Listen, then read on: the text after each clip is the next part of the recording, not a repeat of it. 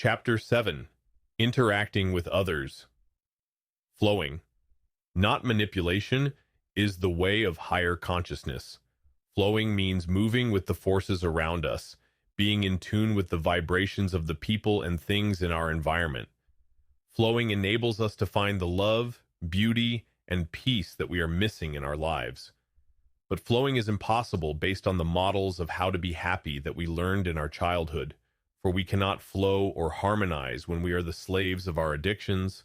Our addictions force us to manipulate ourselves and others. As adults whose minds and bodies have completed their structural growth, we have the potential of flowing in the river of our lives in a beautiful, loving way. Seventh pathway. I open myself genuinely to all people by being willing to fully communicate my deepest feelings, since hiding in any degree keeps me stuck in my illusion of separateness from other people. As you begin to up-level all of your addictions to the status of preferences, or eliminate them entirely, you will discover that you no longer have anything to hide from other people. It then feels good to be able to communicate with each person exactly what you are experiencing. As you grow into higher consciousness through eliminating your addictions, you will be able to drop all deceptive subject-object manipulation in the games you have been playing. The money game, the security game, the male-female game, the prestige game, the power game, the knowledge game, the expert game, etc. These can be beautiful games to play when you play them consciously and lovingly, but they generate suffering and unhappiness when you play them addictively, when you are not completely open and truthful to all people, when you are trying to hide a part of your inner feelings. You continue the illusion of separateness from others. Hasn't everyone been caught up in the addictions for security, sensation, and power?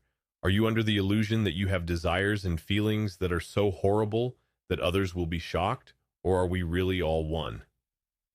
Deep inside, all of us have experienced this self-imposed suffering and isolation that keeps us from being peaceful and loving, even though we may not have perceived it as self-imposed. We have all been in similar predicaments at one time or another in our lives. One of the ways out of this wall of isolation is to communicate. Well, here I am. This is what my addictions are making me feel here and now. I accept myself, including my addictions, as being on an unfolding journey toward a peaceful, loving state of higher consciousness. When you're around someone who is experiencing fairly continuous states of higher consciousness, you can be sure that he or she will conditionally accept you exactly where you are now, for he or she has traveled over the same road and prefers to help you. You can grow fastest and enjoy the trip most, even though your remaining addictions make it a bit rocky sometimes, if you can relax and just communicate fully. It feels so good to be able to just open up and let people see all of you. You'll be amazed at how quickly they can then cut through their drama and accept you without the phony masks and roles with which you previously identified. You have every right to feel exactly as you feel. If others are bothered, that's their problem. You're their teacher, giving them experiences they need to reprogram their addictions, just as they are your teacher enabling you to find your addictions.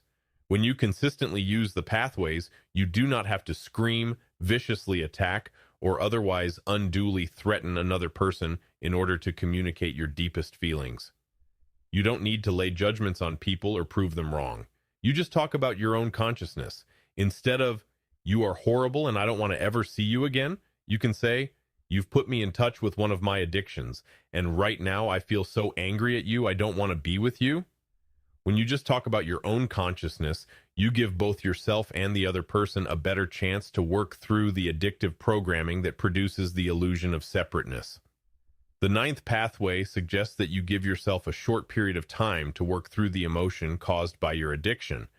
But if you are at the beginning of your consciousness growth, you may find it more important to communicate quickly so that your relationships are always upfront. Remember, hiding separates, openness unites. As you grow into higher consciousness, you will become aware of the many ways in which you have been involved in complex role-playing with hidden shoulds and shouldn'ts that create complicated patterns of demanding and expectation. You can work effectively toward the us space when you genuinely and openly communicate your feelings and reveal the security, sensation, and power dance that you have been doing. You will find that you can usually cut through these ensnaring dramas by expressing your preferences clearly to yourself and others. You will realize that open communication of your innermost feelings helps your ego and the egos of other people to get free of addictive programming, which in the long run only produces unhappiness and alienation. Eighth pathway. I feel with loving compassion the problems of others without getting caught up emotionally in their predicaments that are offering them messages they need for their growth. All your emotional problems are created by your addictions. Your growth into higher consciousness consists of becoming free of these traps. When you interact with people who are still involved in this automatic computer-like emotional programming, it is important that you learn to feel their problems with loving compassion, but without getting caught up emotionally in their predicaments. Compassionate understanding, yes. Pity and commiseration, no. Compassion means that when you empathize with the predicaments of other people, you silently send out the vibration, yes. I know, I've been there too. It's okay to feel the way you do. However, try to see that it's all drama. Life always has its tigers, and we do what we can about them. But above all, let's be sure to continuously enjoy the strawberries. There are always enough strawberries to enjoy our here and now if we don't put all of our attention on the tigers. Compassion means that you understand the duality and separation they are creating in themselves by rejecting what is here and now in their lives, but you do not get caught up in their poignant drama. Compassion means that you realize that you can do the most for other people when you stay centered and high and loving whenever you are around them, for they are playing out their addictions, suffering because of them, and hopefully picking up the messages life is offering them. Compassion means that you love and serve them from a clear love space and not from a compulsiveness or guilt motivated by your remaining security, sensation, or power addictions. You learn not to give gifts that you cannot emotionally afford to give. When you resent helping someone, this creates obligations, duality, and separation.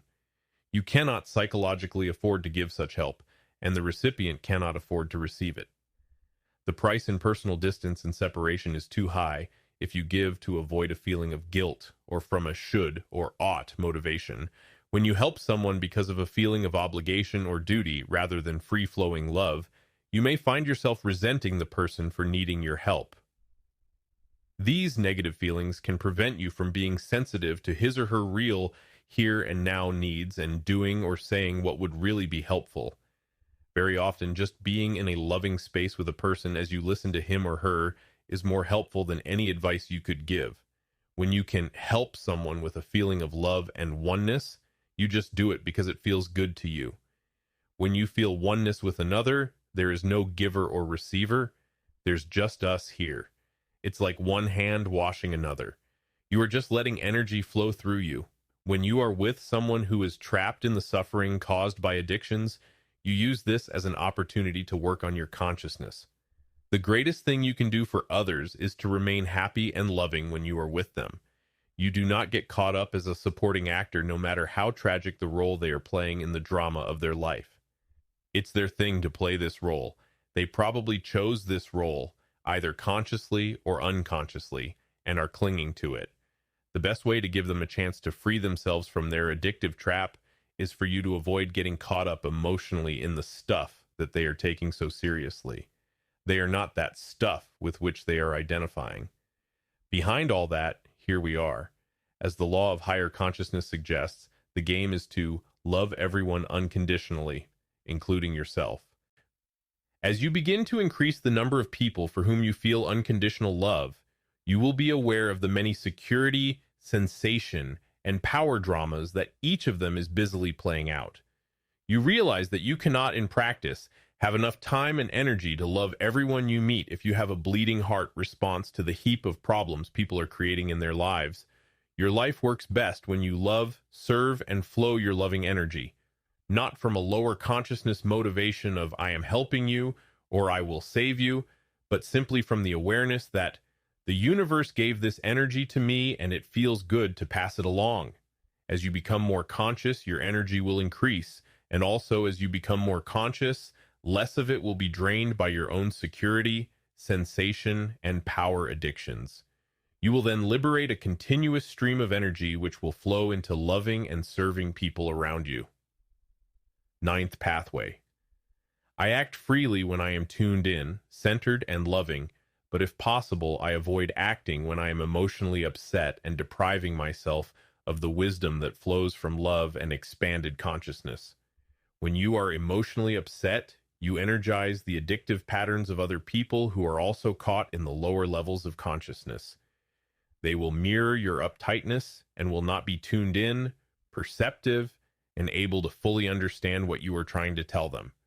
They will reflect your inner conflicts, for you will trigger their addictions, and this will interfere with effective communication.